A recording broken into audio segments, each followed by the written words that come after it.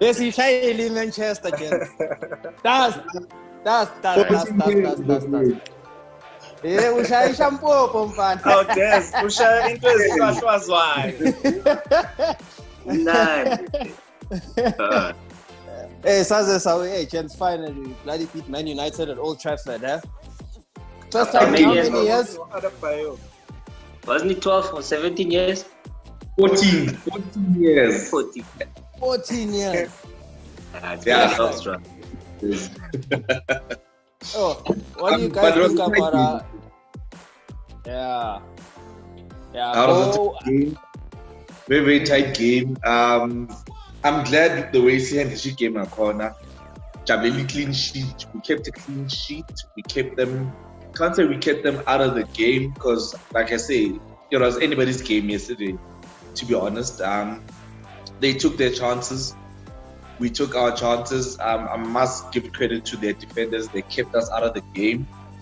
Saka had the first early chance, just missed it at the far post.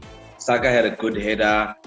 We had a few good chances, but they kept us out of the game for quite a bit. But I won't discuss about football.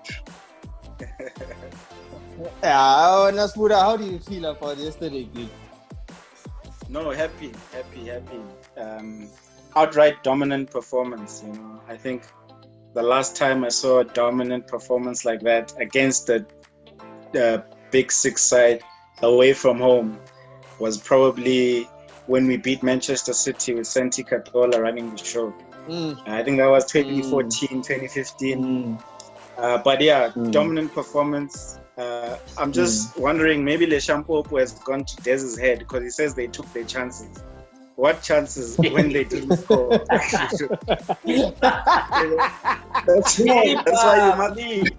That's why you mustn't drink and I'm shy. But all I'm saying is how immense is Thomas Partey of it? How good was the Partey and especially Mo El Neni in the center of the park? Kaya, let's hear from you before your audio share food. Well, easy easy dog. Play nice, dog. Play nice. No, but the Partey is very swift, man. It's very graceful. I like the guy. He keeps things simple. I think that's what you need from a CDM. Somebody who keeps things simple. You're basically a bridge between the two. You're not there to do fancy things. And once he loses the ball, he goes about his business to regain it. And what better partner did he have than El Neni? Two simple players, basically. They just kept people did their job, passed the ball to the, the guys ahead of them. And then the game went on swiftly. It was nice. Yeah. I think that was the main, for me, that was the main difference. Out of all the times we played at Old Trafford, it was the first time that we actually had a midfield that can take them on. Pelapate had those boys in Jegan the whole game. I was laughing. The guy would lose the ball and literally within 5 seconds he'd take it. You'd say he's playing with his little brother, by the garden. When you're playing with a lighty. You just allow them to take the ball, and then whenever you feel like it, you can just regain, the possession. And it was just amazing to see that for the first time in a while. I felt like Arsenal had a strong midfield. So for me, that was the difference yesterday. And not forgetting as well, Gabriel Bafich, number 6. Yeah. Koscielny's replacement. That boy was immense. Yeah. Can we say before to our signings this season have been the resurgence of Arsenal? Including Aubameyang extending his contract. We can count that as a new signing. Partey, Gabriel. I think if we look at those signings, I think we did really well in this window. I think that's what kept us. That is what's going to keep us in the top 6, possibly top 4 this season. Whenever we start talking about top 4 and top 6, I always just remember that we're Arsenal. We can lose to Aston Villa now. This weekend. Easily. But let's not forget, we have something that we've been missing for a very long time. Thomas Partey. I don't think we can speak enough about Thomas Partey. We've needed a CDM for the longest time. You look on any show, any analyst, CDM. We've been crying CDM. I think as gents we know for almost half a decade or more, match. Yeah, I think also. Yeah, I mean, just a simple observance, Buffett. When last did we win games 1-0? And we've won 2 so far. By just 1 goal. So I think our systems they are working. They are just work in progress. And that's the one thing that I like the most with it. Our games are not just like a drive through. You just bypass our midfield, our defense, and then you just score. You know what I mean? So it's right. Right track of it. Yeah. Right. Yeah, Good also, I think coming back to Arteta again, yes, he's done well. I mean, got a couple of trophies as well. Team is playing better. It's the first time in a while where you can go away to any side and feel that you've got a chance, But I think also now the task ahead of him is teams that sit back and sit deep, like how Leicester beat us. How is he gonna, find the solutions? Mustafi, Lloyd. Yeah, how is he gonna find the solutions for that? So, yeah, still a work in progress. It's exciting times currently, but for me, I think he needs to find the solutions to when teams decide to sit back, sit deep. Because a team like Leicester City, that game was crying out for a player like Mesut Ozil. You know what I'm saying? So, any frozen out of chance the for side. Spuda to bring in Ozil, you'll take it. But yeah, let's see going forward. Look, man, let me jump in right there. It's a hard sell for any Arsenal fan because we know what the man can bring to the team. And he got exposed when we didn't have a proper CDM, when we needed the whole team to backtrack. Now, if you have somebody like El Neni and Partey behind you, surely. Hey, Yazi. It's angazi ngithini, but even Lacazette was pulling his weight yesterday, yes. So it's a very good debate if you can put it like that, because of those two guys are there just to distract, oppositions, whatever it is that they throw at us. So maybe it's a good setup for Ozil, Mina chance, yes, I love Ozil. There's not denying that. Né? Mara, I think Nati, we're quick to forget Uguti. Ozil has let us down countless times. And not to say Uguti, there were matches where defensively we were not fine and we were expecting him to track back and he cost us. No, there's times where he cost us at what he was supposed to do, which is to create, even against the smaller teams. When Ozil doesn't feel like playing, he just doesn't play, and there's absolutely nothing you can do about it. Fair, but how many chances have we given other players at Arsenal? I'm talking about we've given players chances like for long, and with a lesser caliber than what Ozil brings to the table. Yeah, but we have Arteta who doesn't take, I don't know, let me not say it because I was going to swear there, Mara. Yeah. I mean, you look at Guendouzi, they got rid of him very quickly. They didn't waste time.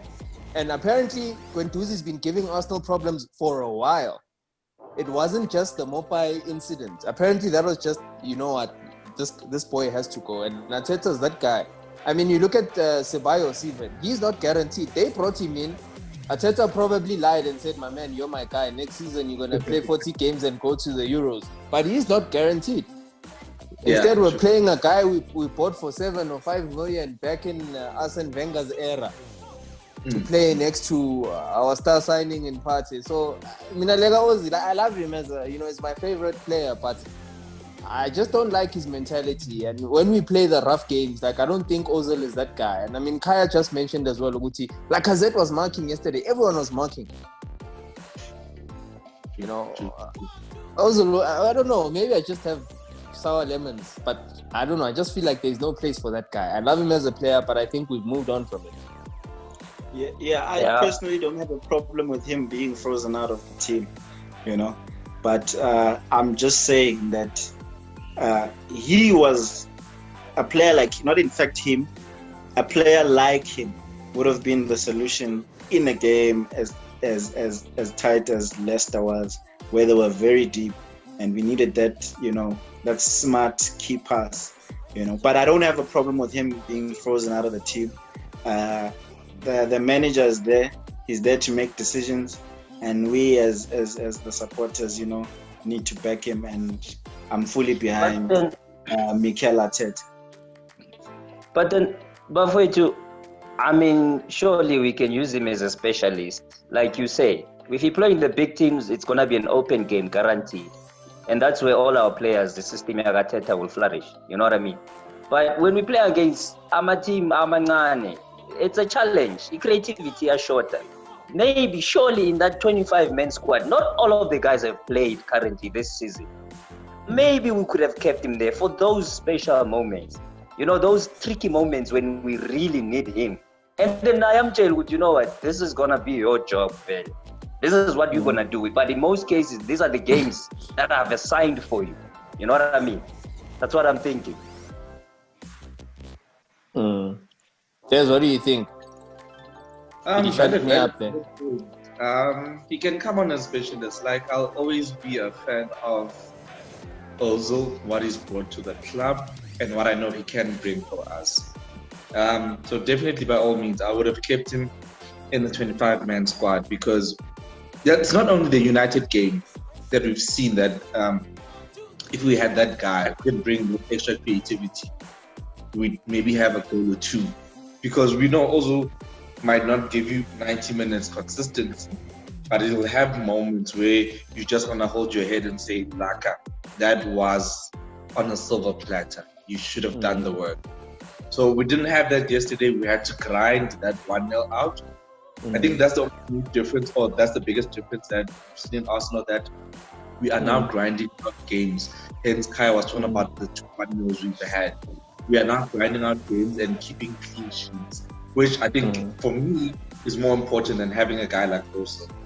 Keeping a clean sheet, grinding out games, especially with the long season like the EPL, we're definitely going in the right route. So I'm loving what Mikel is doing for us.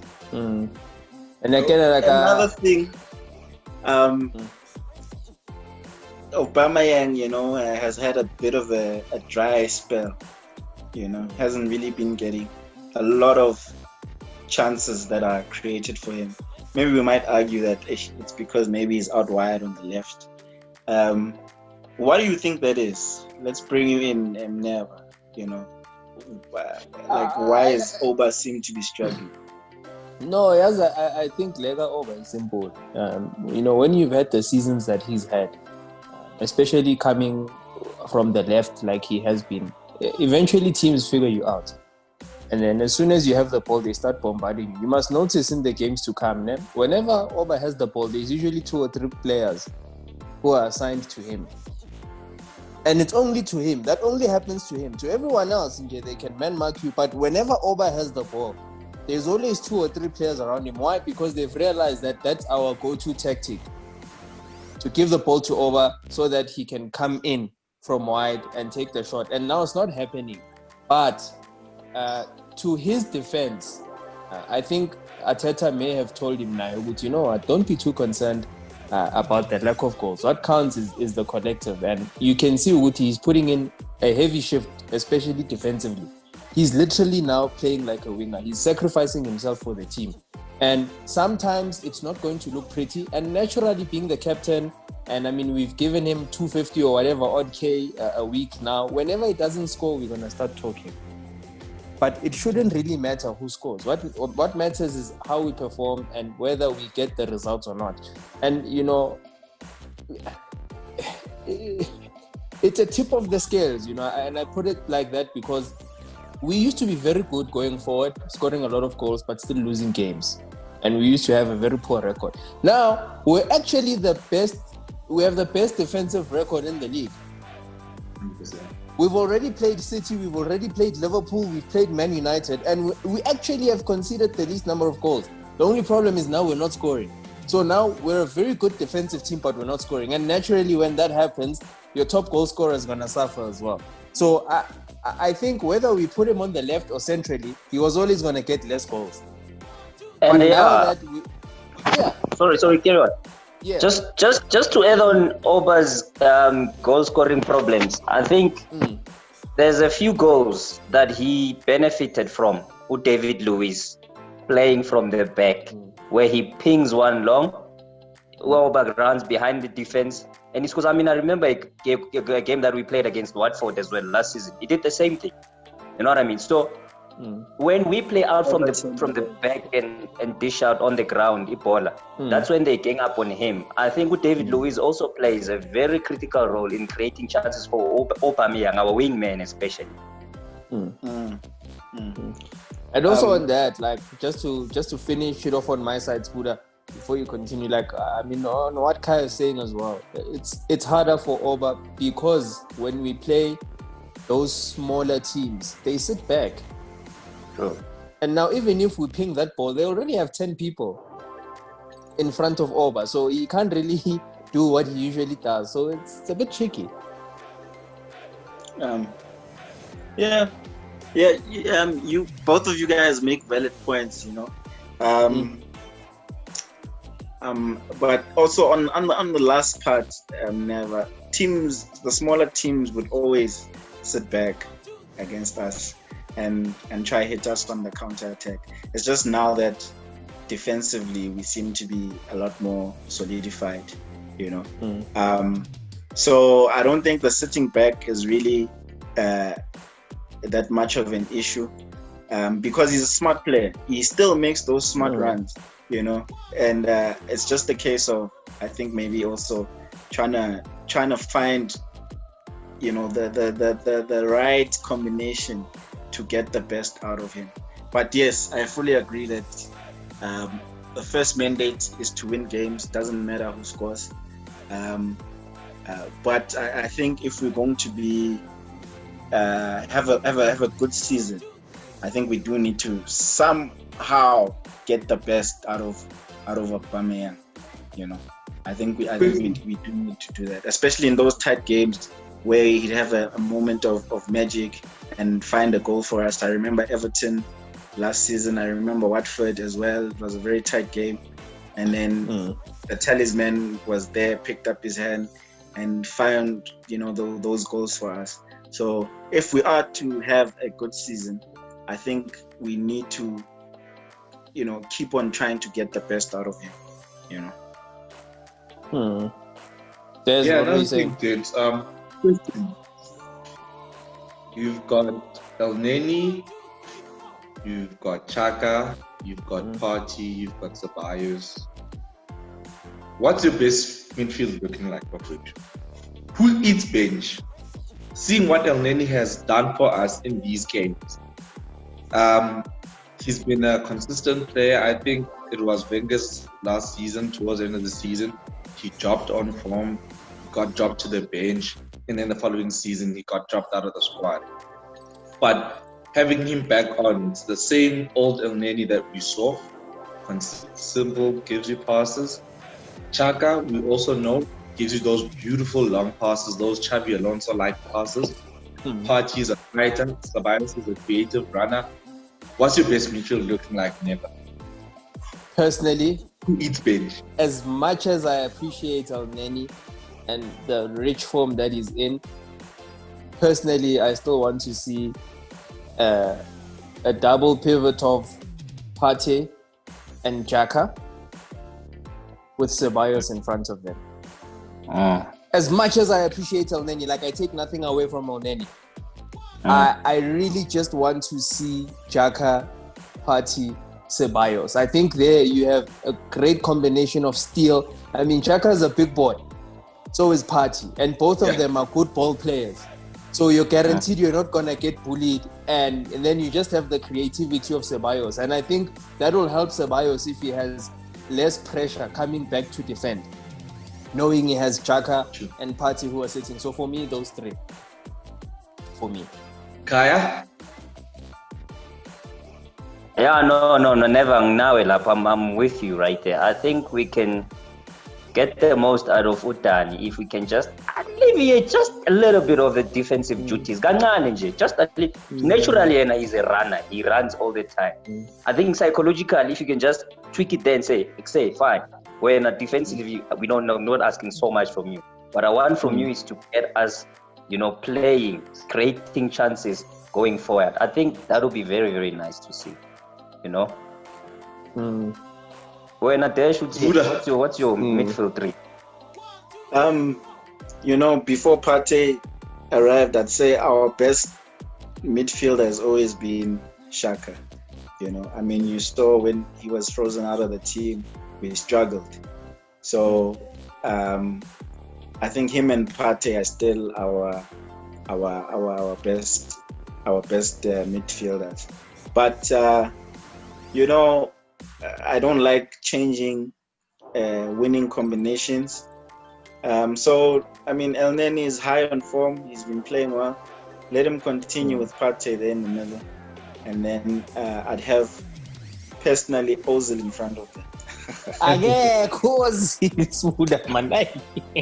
No, I'm joking. Danny in front of them. And another positive thing is also, Hector Bellerin, guys. I think he's been our most creative player stats wise as well. And you know why? He's been a huge positive. I think the start of the season, Hector Bellerin, been really impressed with him. Dash. When you talk about Hector, I think you must put some. What do you call it? Some disclaimers when you talk about Hector, because going forward he's amazing. He's absolutely amazing, but he forgets his space. We know our strongest side is on the left with Tierney and Oba, but on the right hand side, going forward, we're amazing. But they know teams. That's where teams come for us at Bellerin, and he forgets that that's his first priority, not going forward. Yeah, fortunately, we don't have the best wings on the right-hand side, but Willian has come in. Pepe is coming into form. He needs to remember that before I can count on Willian and Pepe, I need to be there first. So, not disputing what you said, 100% has been giving us a consistent run going forward, but he just needs to remember that I'm still gonna. Yeah, well, Yazi, I think the system Yagateta, it suits him nicely because of he tucks in. He's an inverted wingback.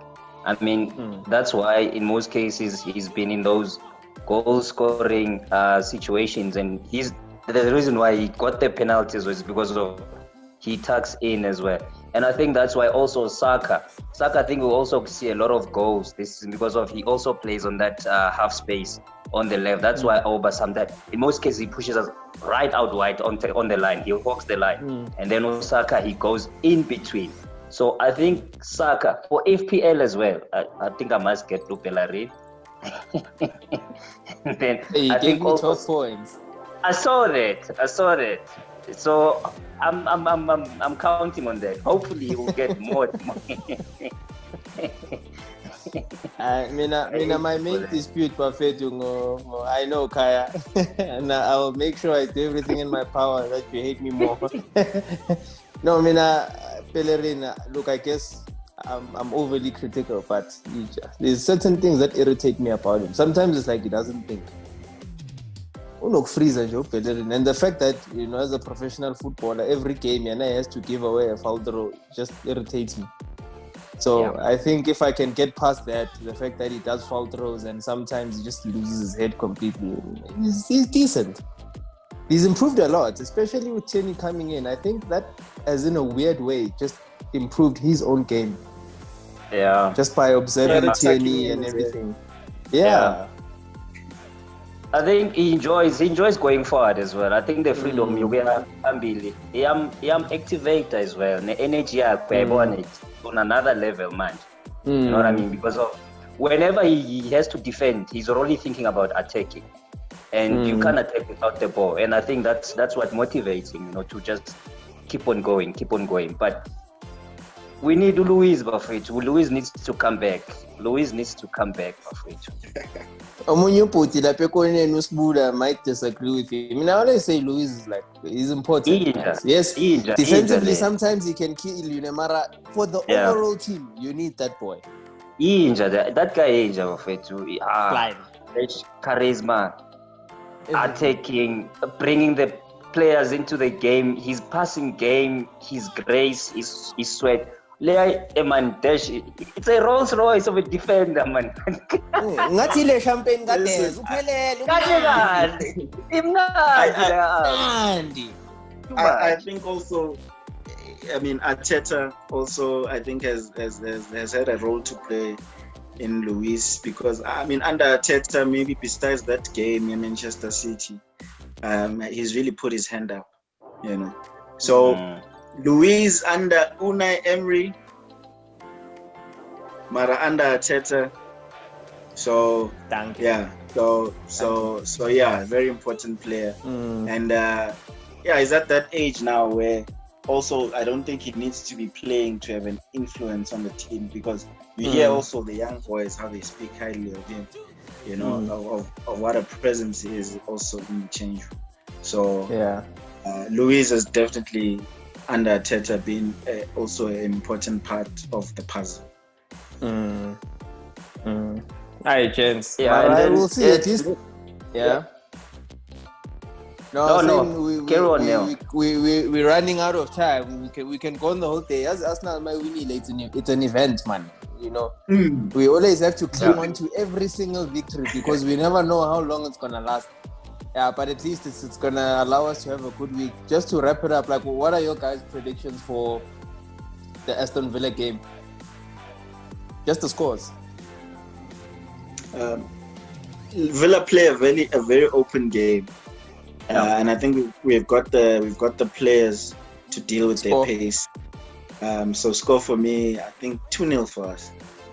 2-0 Arsenal. Des?